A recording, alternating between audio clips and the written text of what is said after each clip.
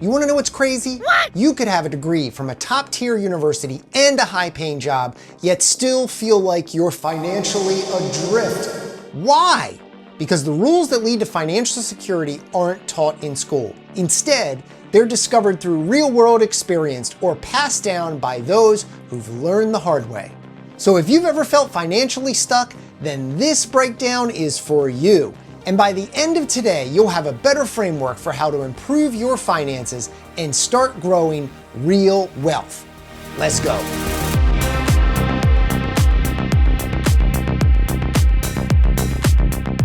The first thing they don't teach in school is that your best investment isn't in the market, it's in yourself. Before you jump into buying stock, dabbling in crypto, or getting into real estate, ask yourself, have you invested in your most powerful resource? You invested into your abilities, your perspective, and your education.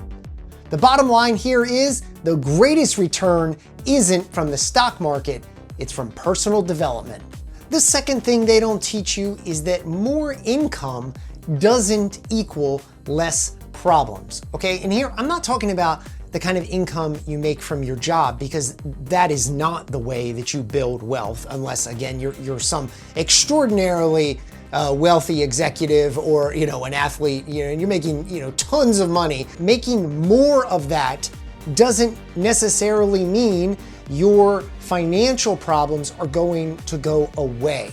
Because often when you have more money, but you haven't built a foundation of solid financial principles, you will still be in trouble. So the bottom line here is, yes, you do need to make more money, but first you need to master those solid financial principles, and really the way to make more money is not from your job, but by building multiple income streams. The third thing they don't teach in school is that budgeting is boring, but it works. Man, I used to hate budgeting, right? I always, thought, yeah, that's probably a good idea. But really, almost my entire adult life, I didn't budget at all because it felt so tedious. But really what was going on is that I did not want to face the truth of my bad spending habits and have to deal with them. But once I finally did start budgeting and dealt with those truths and fixed them, man, budgeting actually, while not the most exciting thing, actually did become a lot more fun because I was challenging myself to keep the budget and to not overspend. The fourth thing they don't teach is that saving helps, but earning more changes the game. All right, cutting back has its place, but you can't shrink your way to wealth. There's only so much you can trim, but there's no cap on how much you can earn. Bottom line here is don't just guard your money, but learn how to grow it. The fifth thing they don't teach you is that real financial wins are usually kind of boring, because building wealth isn't flashy, or it really probably shouldn't be flashy. It's about consistency, discipline, smart choices, and doing all of these things on a daily basis. The bottom line here, the most effective strategies aren't secrets, they're just not flashy, and that's okay. The sixth thing they don't teach you is that money makes you more of who you already are. Cash won't fix your issues, it'll just expose them. If you're irresponsible with a little, you'll be irresponsible with more, and it won't help. If you're anxious while broke, a higher balance won't calm you.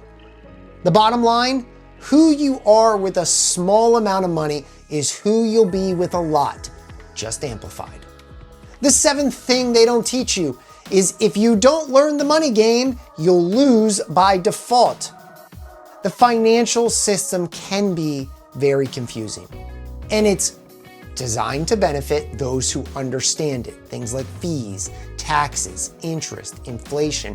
They're not just technicalities, they're built-in costs that can really affect those who are unaware of them and how to work with them. For me, learning the rules of the money game is still a journey that I'm on. But for so long, I didn't understand anything about finances. I didn't know any of the investment strategies or tax implications of different kinds of investments or financial decisions.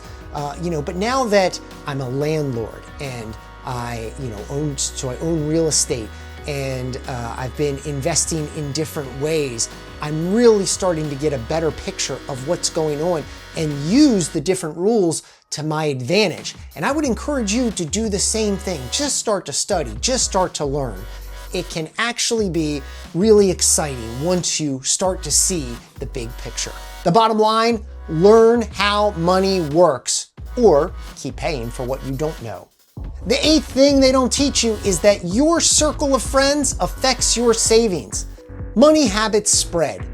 If the people closest to you are always broke, reckless, or negative, or irresponsible with their money, odds are you will mirror that behavior. The bottom line, who you spend time with shapes your financial destiny. Choose your friends wisely. The 9th thing that they won't teach you is that you'll put in effort no matter what. So choose what kind of effort you put in to get where you want to be. Life is hard, no matter what path you pick. Struggling to get by is hard. Pursuing growth is hard. Working a dead-end job is hard. So is building something better. The bottom line, if you're going to work hard, make sure it takes you somewhere worthwhile. And the 10th thing they won't teach you, financial rescue isn't coming. If you're waiting for someone else to fix your situation, that's a losing strategy. The truth is, there's no cavalry, there's no miracle planner, there's no perfect planner. No one is coming to rescue you financially. It's all on you. This one is actually really tricky for me to talk about because many times in my life I have been financially rescued by family. And so I think the hard part about this for me is while those situations, I will always be appreciative of those situations, I think they taught me or let me believe for a long time that I would always get rescued. And now that I have my own family and I'm responsible for my own things, and I'm much older, I now realize like how shallow that thinking is and how dangerous it is to think that I will always get financially rescued and that in the end, things will be just fine. They will not be just fine. For most people, there is no one is coming to rescue you. Yes, there are some situations where maybe you can get some help, but that is not a plan for the future. That is not how you can build your future on a solid foundation of financial preparedness. I highly encourage you to change your thinking on this if this is the way you think and take action now. The best time to start doing something about this was 10 years ago, okay? But if that's not you, just like it wasn't me, the second best time is right now. Bottom line, you are your best chance at wealth. Don't wait, get moving.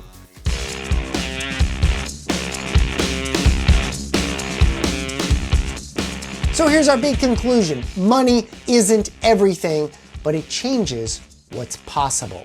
It won't guarantee happiness, but it does buy freedom, time, and flexibility, the chance to help others. And it brings out more of who you are. Don't chase money for applause. Chase it to unlock your potential and what you can do with it. Because money isn't the destination, it's just the tool. I hope you enjoyed these 10 things that they don't teach you today. Don't forget to hit those like and subscribe buttons. Let me know which one of these resonated with you the most in the comments below. Thanks for tuning in. I'll see you next time. If you enjoyed this content, don't forget to get the whatever.